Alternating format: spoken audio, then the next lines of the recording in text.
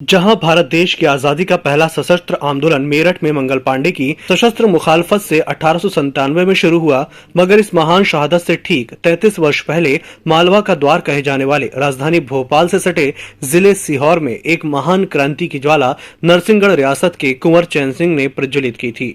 24 जुलाई 1824 को कुंवर ने अंग्रेज पॉलिटिकल एजेंट कर्नल मेड़ाक के दांत खट्टे कर दिए, मगर प्राणों का उत्सर्ग कर दिया। लेकिन दुर्भाग्य का विषय है कि इस महान क्रांति को ना तो राष्ट्रीय तारीख में हिस्सा मिला और न ही आज भी इसकी सुध ली जा रही है। आज ही के दिन 24 जुलाई सन 1824 में अंग्रेज सैन्य बल के साथ सशस्त्र संघर्ष करते हुए नरसिंहगढ़ के राजकुमार चैन सिंह, उनके विश्वस्त अंगरक्षक जमात हिम्मत खां, बहादुर खां सहित 41 जांबाज बहादुर राष्ट्रभक्तों ने इस स्थल पर वीर गति प्राप्त की थी।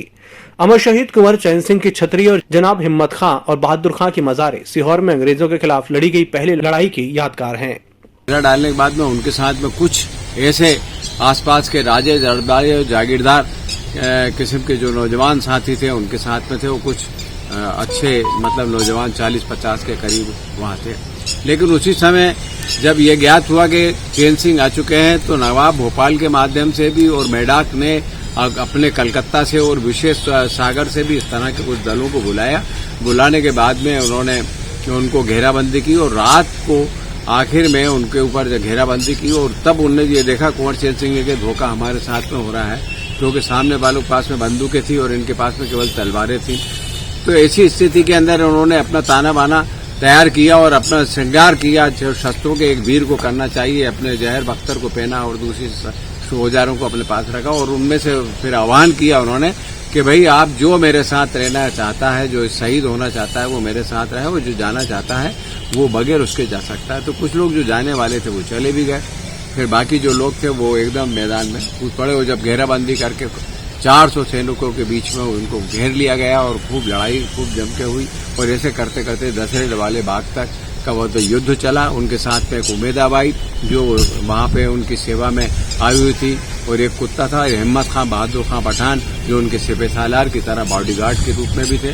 और भी बहुत सारे ऐसे लोग थे जो शहीद हुए, पर ये लोग बराबर कंधे से कंधा मिला के अपनी लड़ाई लड़ते रहे और आखिर में कुंवर चैन सिंह की जहाँ छतरी बनी है वहाँ पर जो है उनका कार्यक्रम होता है। और आज ही के दिन कुछ दोपहर के अंदर जिसमें प्रशासन के द्वारा गार्ड ऑफ ऑनर दिया जाता है, उसके अंदर सभी लोग उपस्थित होते थे, सारे अधिकारी लोग होते थे उसके अंदर। और कुछ लोग ऐसे भी थे जो वृक्ष रोपण के लिए लोगों को प्रेरित करके वृक्ष भी बांटते थे और वहाँ श्रद्धांजलि का कार्यक्रम रखते थे और गार्ड ऑफ ऑनर भी होता था। लेकिन अभी पता नहीं किन कारणों से ये गार्ड ऑफ ऑनर क्यों नहीं हो रहा है, इसके बारे में मेरे को पूर्ण जानकारी नहीं। लेकिन क्योंकि अगर वो गार्ड ऑफ ऑनर होता था तो उसे निरंतर होते रहना चाहिए, क्योंकि पुरातत्व और प्रेरणा के माध्यम से ये अति आवश्यक है कि लोगों को ये जानकारी प्राप्त हो कि वहाँ कुंवर चैन सिंह के यहाँ इस तरह का सलामी दी जाती है शासन के द्वारा।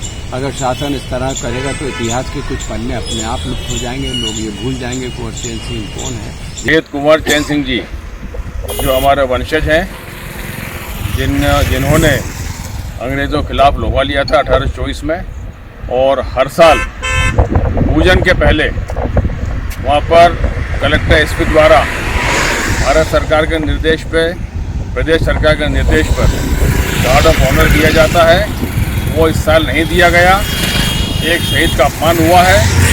नरसिंहगढ़ में आज गार्ड ऑफ ऑनर दिया गया शासन द्वारा, सीहोर में आज नहीं दिया गया। इसकी मैं घोर निंदा करता हूँ। एक शहीद का इस तरह अपमान यदि जिला प्रशासन करेगा तो इस देश के अंदर जो शहीद हुए हैं उन सबका अपमान मैं मानता हूं और इसकी शिकायत मैं माननीय मुख्यमंत्री से करूंगा। और जिला प्रशासन से निवेदन करता हूं सीहोर के कि आप अगले साल से ये गलती न दोहराएं और एक शहीद को जो सरकार के आदेश अनुसार गार्ड ऑफ ऑनर बराबर मिलना चाहिए और दीजिए। सीहोर से EMS टीवी के लिए राहुल मालवीय की रिपोर्ट।